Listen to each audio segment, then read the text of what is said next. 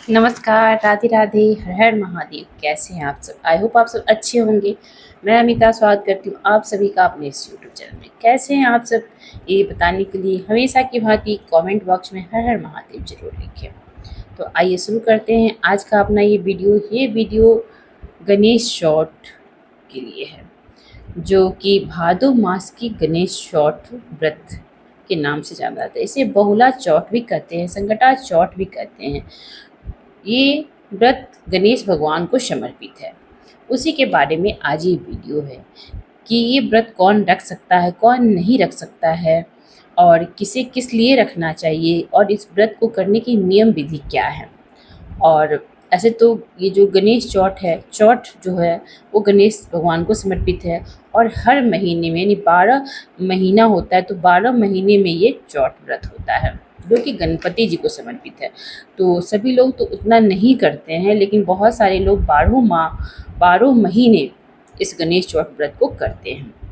तो और बहुत लोग को उतना नहीं कर पाते हैं, तो 6 करते हैं। और बहुत उतना भी नहीं कर पाते, 6 भी नहीं कर पाते हैं, तो 4 करते हैं। उसके बाद 2 जो विशेष है, माघ और भादो का, बहुत सारे लोग यही 2 करते हैं। तो 2 भी किया जाता है, 6 भी किया जाता है, 4 भी किया जाता है, 6 भी किया जाता है, और 12 भी किया जाता है। तो आपके शरीर के हिसाब से जो भी आपसे बन पड़े, जितना भी व्रत आप करने में सक्षम हो, वो आप कर सकते हैं। तो ये व्रत जो है गणपति जी को समर्पित है, विघ्नहर्ता को समर्पित है। और क्यों रखती हैं माताएं ये व्रत? तो पहले तो आप लोग जान लीजिए, जो जिन माताओं को पुत्र नहीं है, पुत्र की अभिलाषा रखती हैं, तो उन माताओं को ये व्रत जरूर रखना चाहिए अपने पुत्र की इच्छा को पूर्ति के लिए। इससे इस व्रत को रखने से पुत्र की इच्छा पूर्ति होती है।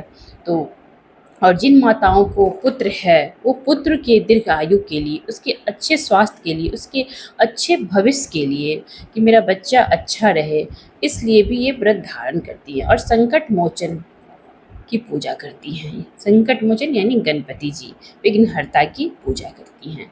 तो इस तरह माताएं ये गणपति जी का व्रत उपवास रखती हैं। इसे बहुला चौथ, संकटा चौथ, विघ्नहर्ता चतुर्थी, गणेश चतुर्थी आदि आदि नामों से जाना जाता है। ये नाम जो है जगह के हिसाब से उनको अलग अलग नाम दिया गया है। तो आपके यहाँ इसे क्या कहा जाता है, कमेंट में ज़रूर बताइएगा कि आपके यहाँ बहुला चौथ कहते हैं, गणेश चौथ कहते हैं, विघ्नहर्ता कहते हैं, गणेश चतुर्थी कहते हैं, क्या कहते हैं आपके यहाँ, ज़रूर बताइएगा कमेंट बॉक्स में। तो इस तरह ये व्रत कब है, क्योंकि आप तो जान गए कि ये व्रत किस लिए रखा जाता है, किसके लिए रखा जाता है। तो ये पुत्र की कामना से ये व्रत रखा जाता है। तो पहले तो ये जान लीजिए। फिर कब है भादों में ये, तो आप लोग को पता ही है, जो करती हैं माताएं बहनें उन्हें पता ही है कि ये जो है कृष्ण पक्ष में होता है। तो कृष्ण पक्ष में ये चौथ रखा जाता है।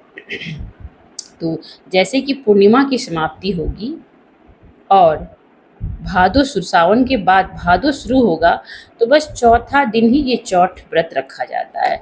तो कब है? 28 तारीख को पूर्णिमा हो रहा है, सावन की समाप्ति हो रही है और भादो शुरू हो जा रहा है।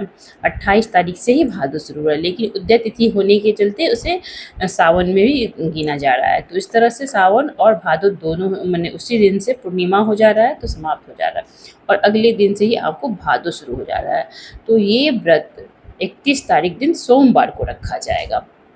सोमवार दिन ऐसे भी शिव परिवार को समर्पित है, गणपति जी को समर्पित है, तो इसलिए ये व्रत और भी उत्तम हो जा रहा है कि पूरे शिव परिवार की पूजा अर्चना हो जाएगी इसमें। क्योंकि गणपति के साथ माँ गौरी की पूजा, और माँ गौरी जहाँ था भोलेनाथ की पूजा, इस तरह पूरे शिव परिवार की पूजा अर्चना होती है।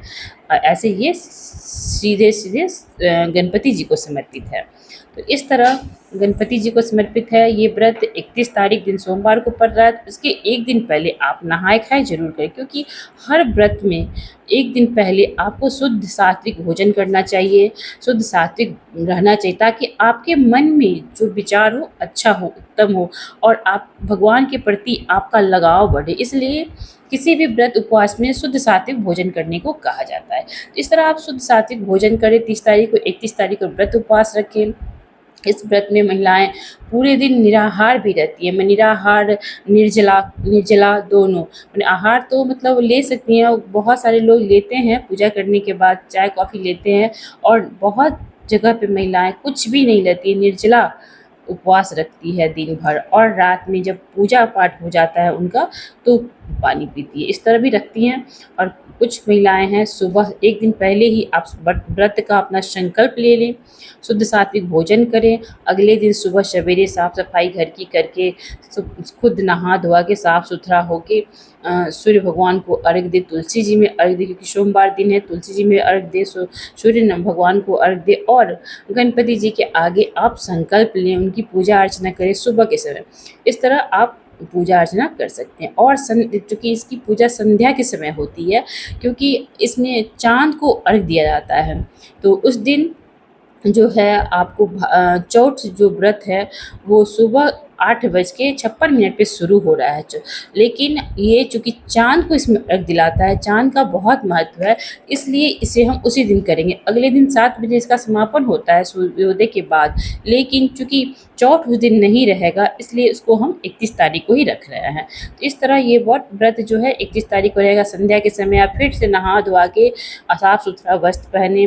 अगर पहली बार उठा रहे हैं तो बहुत सारे नियम होते हैं, आपको पूरा वस्त्र पहन के उठाना है और इस तरह बहुत विधिवत पूजा अर्चना करनी है। लेकिन जब आप करते आ रहे हो तो वो पता ही है, बस आप साफ सुथरा स्वच्छ वस्त्र पहननी है और गणपति जी को एक चौके पर विराजमान करिए, फिर उनके साथ शिव परिवार को रखिए और इस तरह गणपति जी, माँ गौरी की पूजा करके पूरे शिव परिवार की पूजा करिए।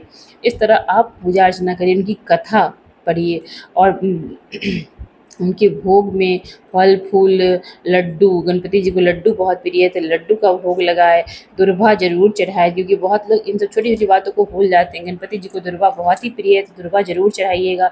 इस तरह फूल पत्ती से आप भगवान की पूजा अर्चना करें, उनकी कथा सुनें या पंडित जी से पढ़वाएँ या खुद भी आप पढ़ के उनकी कथा, उस दिन की कथा सुन सकते हैं। इस तरह पूजा अर्चना करने के बाद प्रदोष काल में आप भजन कीर्तन कर सकते हैं, क्योंकि उस समय चाँद तो निकला रहता नहीं है। चाँद तो चूँकि ये कृष्ण पक्ष की है तो चाँद तो लेट से ही दिखेगा। इस तरह आपको उस दिन चाँद का बहुत इंतज़ार करना होता है। तो सभी के समय और जगह के हिसाब से समय अलग-अलग होते हैं। ऐसे आपको 8:30 सवा 8 के बाद ही 8:30 सवा 8 इसी के बाद ही आपको चाँद दिखेगा। कहीं-कहीं पौने 9 में भी चाँद दिखता है, तो आपके अपने शहर के हिसाब से पता कर लें कि आपको चाँद कब दिखेगा।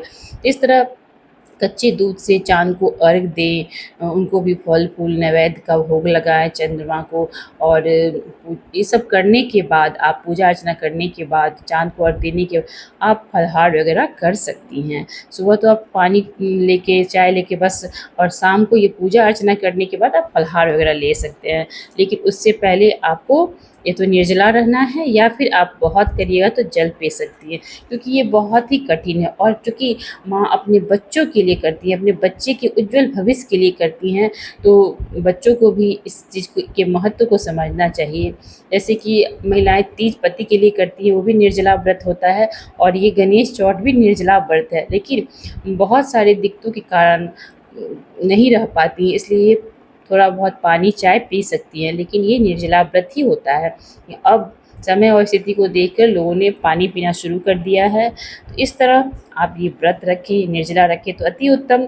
यदि आप नहीं रख पाती हैं तो आप चाय, कॉफ़ी पूजा करने के बाद आप ले सकती हैं। फिर शाम के समय नहा धोआ के शुद्ध साफ सुथरे वस्त्र पहन के तैयार होकर अच्छे से गणपति जी की पूजा अर्चना करें, उनकी भजन कीर्तन करें, और इस तरह आप अपने पूजा को पूर्ण करें। अगले दिन सुबह सवेरे उठें और सब नित्य क्रिया से निवृत्त होके भगवान की पूजा अर्चना करें, और पूजा अर्चना करने के बाद, दान दक्षिणा करने के बाद आप पारण अपना कर सकती हैं। तो ये था गणेश चतुर्थी के बारे में छोटा सा वीडियो कैसा लग रहा है आपको ज़रूर बताइएगा।